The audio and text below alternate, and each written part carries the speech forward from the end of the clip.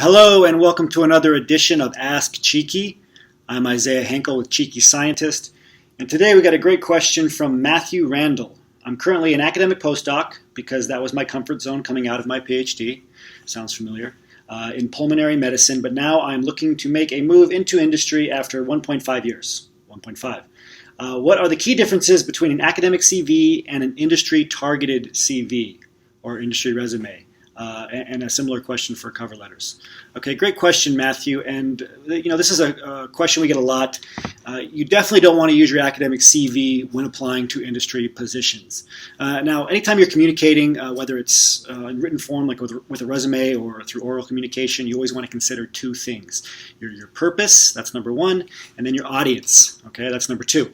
Your purpose and your audience. And in the case of a resume, your purpose is clear, to showcase that you are the right position for the job. But number two is not considered by a lot of PhDs. We're so used to writing for other academics. We're so used to generating these long CVs with all of our publications, basically a timeline of all the methodologies that we've learned. But this is not for the correct audience in industry. Your industry audience, they just want to see that they want to see your biggest results that you've achieved so far, as well as your past job positions, past job titles, a little bit about your work history, and that's it. They want to see it in a very succinct manner. Today, more than ever, resumes don't matter as much. Most jobs are coming through referrals. With that being said, we always like to say that a good resume is not enough to get you a job, but a bad resume can keep you from getting a job.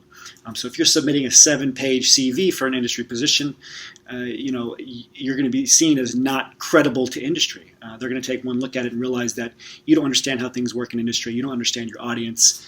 And as a result, you're not going to get a response, or you might get that automated response after uploading your CV to a job posting. Okay, so what do you need on an industry resume? Well, first of all, contrary to a CV or industry resume, it's going to be 1 to 2 pages tops, right? And of course, you have to always consider your audience. Always look at the job posting. If they ask for something specific, make sure you're following whatever they ask for. Make sure you're paying attention to the different countries you're applying to also. Some countries, like some European countries, they'll want you to have a picture on it. For the U.S., definitely don't put a picture. But in general, you're looking at a 1 to 2 page CV.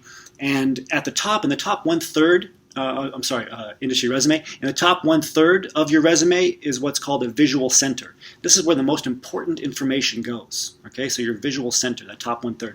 And this is the most important part for a couple of reasons.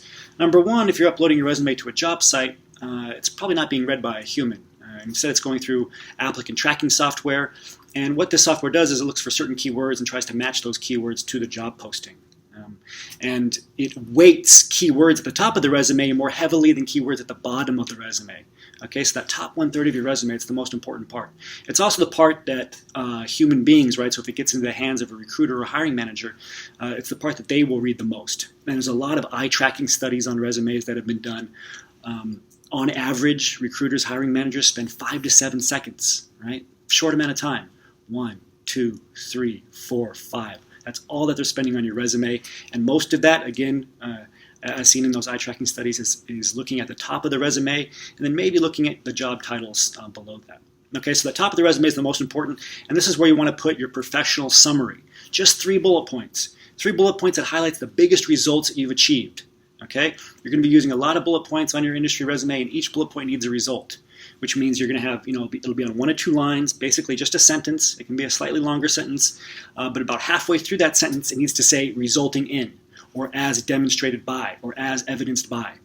Now, a lot of PhDs, they get concerned about this, especially if they've been in academia, because they don't think they've achieved any results, but trust me, you have, right? It could be the amount of grant funding that your lab has. Right? Even if you have a sliver of a piece of a data that's been used for a grant, or even if you're just in the lab that a grant is supporting, you can say that I did XYZ work resulting in $500,000 of grant funding.